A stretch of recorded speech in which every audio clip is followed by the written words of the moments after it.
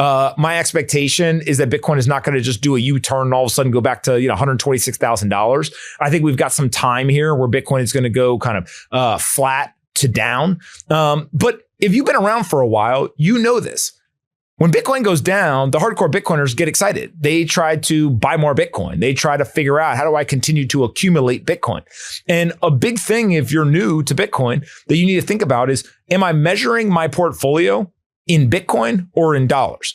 Different people do different things. And some people, I would even argue certain assets I denominate in Bitcoin, like Bitcoin. And so I just constantly think about, how many Bitcoin do I own? And should I be buying more? And can I increase the number of Bitcoin that I own? Sentiment is fragile, conviction is being tested, and volatility has returned in the digital asset market. According to Anthony Pompliano, the recent fluctuations in the price of Bitcoin are not arbitrary. Rather, they follow a pattern that seasoned market participants have seen over and again. Despite the impression of sudden crashes and hopeful rebounds, a traditional market cycle might be unfolding in real time. Pompliano uses a straightforward yet impactful image, a ball bouncing down a staircase, to illustrate the action. Every time Bitcoin reaches a new low, it rises in what traders refer to as a relief rally, but the rally weakens rather than regaining earlier highs. After then, the price rolls over once more, creating a lower high and then another lower low. The trend is repeated, optimism briefly reappears, bullish headlines briefly appear, and then gravity takes over again.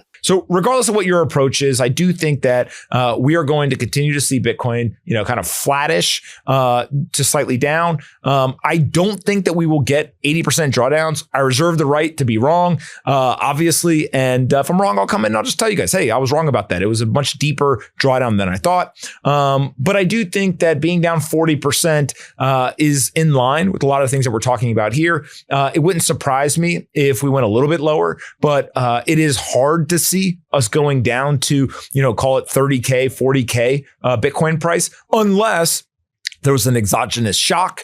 There was some sort of, contagion. There was some sort of forced selling in the market because of some sort of issue. Like those reasons, then you get kind of capitulation type wicks, and you can go down very fast and very severely. But I just don't see in the market where that could be. In conclusion, my expectation is that Bitcoin is not going to just do a U-turn and all of a sudden go back to $126,000. I think we've got some time here where Bitcoin is going to go kind of flat to down. But if you've been around for a while, you know this. When Bitcoin goes down, the hardcore Bitcoiners get excited. They try to buy more Bitcoin. They try to figure out, how do I continue to accumulate Bitcoin? And a big thing, if you're new to Bitcoin, that you need to think about is, am I measuring my portfolio in Bitcoin or in dollars? Different people do different things. And some people, I would even argue certain assets I denominate in Bitcoin, like Bitcoin. And so I just constantly think about, how many Bitcoin do I own? And should I be buying more? And can I increase the number of Bitcoin that I own? If we kind of think about where exactly are we in this entire situation, we've got a Bitcoin price that has dropped from $126,000 down to about $75,000, 40% decline. We know that Bitcoin historically has traded in the exact way it's trading now in bear markets, where you kind of get a decline, then you get some bit of a relief rally, you hit some sort of technical resistance or some sort of issue in market structure, and then you get a lower high over and over again. One of the ways that this has been described to me in the past that always has resonated, my friend Mark Yusko explains it as, it's kind of like a ball bouncing down a set of stairs. Every time the ball hits a stair, yeah, sure, it kind of comes up, but it's still going down over time. And so that, kind of bouncing ball down a set of stairs is exactly what you see in the price. $126,000 top, then we went to 108. We kind of relief rallied, maybe it was like 112. Then we went down to about 105. Relief rallied to 108. Then we went down, sub 100K. The first time that we broke back below 100K, people kind of forget just in what short period of time we've gone from 126 to 75K. And so that bouncy ball down a set of stairs is usually the exact type of trading that you would see in a bear market. Then we've got this whole deflation conversation and markets being forward looking. Instead, what we're seeing is people sell dollars or treasuries and buy gold. And so it's actually part of a de-fiat process rather than a de-dollarization. I think that distinction is very important, because what it shows is the reason why people are buying gold is part of this de-fiat process. It's not about inflation. It's not about a single fiat currency. It's actually about the fact that certain central banks are saying, look, we want to significantly increase our gold reserves, and therefore gold is going up, even if we are not necessarily worried about the inflation. Now, Bitcoin historically has not been an asset that is bought by central banks. And so the quote unquote net new buyer to the store of value category are these central banks. Now, it's not that they're new buyers. It's just that the capital they're putting in is quote unquote net new to the inflation hedge or the store of value asset class. And so Bitcoin does not yet be accepted by these central banks as an asset that is part of a de-fiat process. Instead, they look at Bitcoin as something that could potentially hedge against inflation or may even be still in the speculative bucket. When they go to lessen their dependency on all fiat currencies, Bitcoin is not part of that conversation yet. I do believe in the future it will be, but the asset is not large enough. It is not more mature enough. It does not have a long enough operating history, and it has not resonated with the central bankers in that way. I actually would argue that central bankers look at gold as an asset. It looks at it as something that can be an ally to them. I think that a lot of central bankers still look at Bitcoin as a negative, as something that is competing with them. And so that's a good reason or a good explanation, in my opinion, as to why gold is going up, but Bitcoin is going down, yet we are not expecting inflation. And so Bitcoin didn't break as an inflation hedge.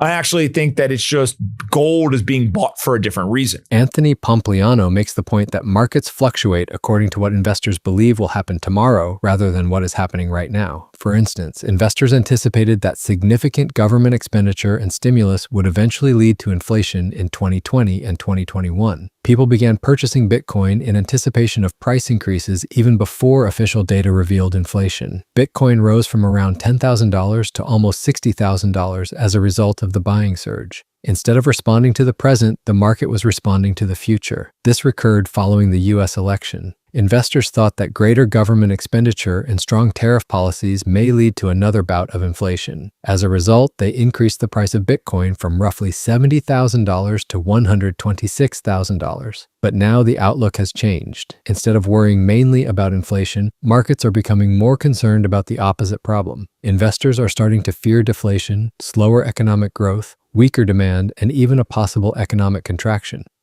Now, what I find interesting is that Polymarket, the current odds on Bitcoin trading below $65,000 in 2026 is at 72%. That's a pretty big number. That means that more than half of people who are on Polymarket, the prediction market, believe that Bitcoin will trade below $65,000. And one part of it is that volatility we were talking about. If Bitcoin was an 80 vol asset, now it's only 40. It's a 50% reduction in volatility. Then rather than get an 80% drawdown in price, you should get about a 40% drawdown in price, right? Just kind of back of the napkin math. If that's the case, then the drawdown that we've seen would be about the whole move, right? Somewhere in that $75,000 range. Now, I'm not claiming that that was the bottom. I'm not claiming that I've got a strong opinion on this, but I do think that if you get the volatility cut in half, then the drawdowns should be about half. And so we're somewhere in that ballpark now. And I think the next couple of weeks will be very important to understand, is it likely to be a bigger drawdown, or should we just be able to take the volatility levels and then assign it to Bitcoin levels and understand where that market bottom is likely to be?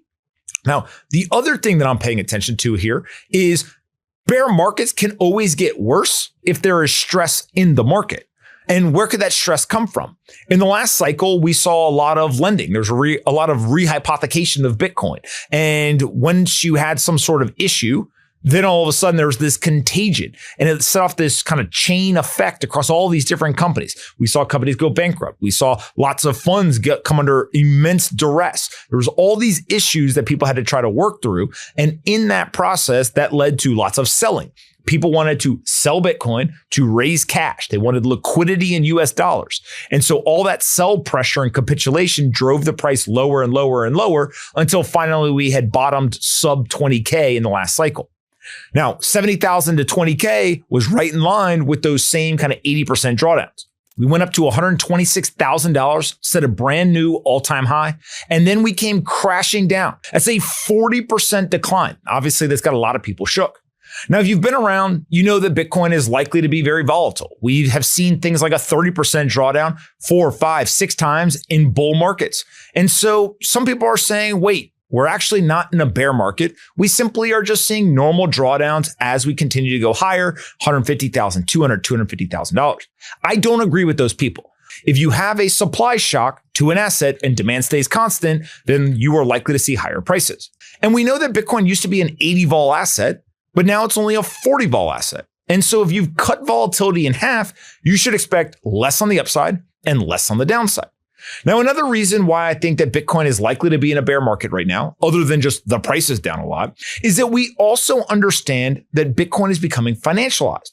Now, as Bitcoin has entered into the Wall Street world, what we are watching is all of these firms try to figure out, how do I take my type of strategy, apply it to Bitcoin where there's lots of volatility and lots of alpha, and extract economic value for me and my investors?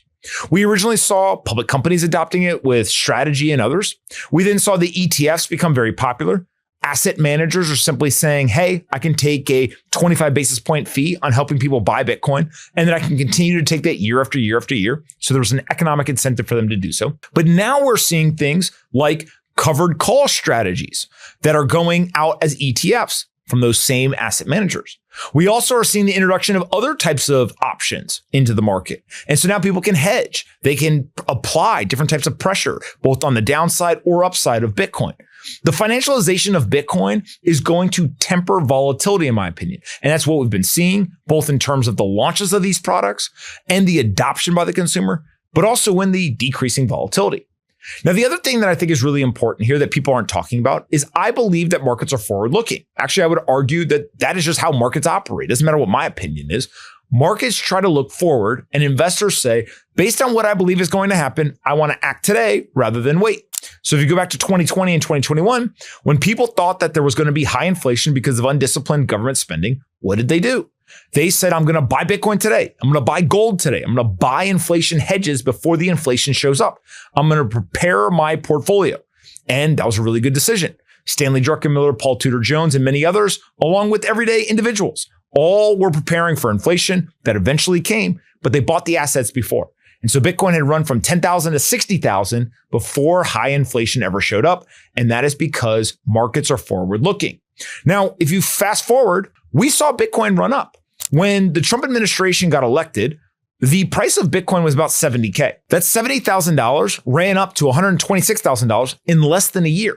And so there was a belief that, oh, wait a second, tariffs are coming. And if tariffs are going to actually get implemented, then there should be high inflation. If high inflation shows up, then this Bitcoin thing should serve as a great store of value and an inflation hedge. And therefore, the market repriced it higher.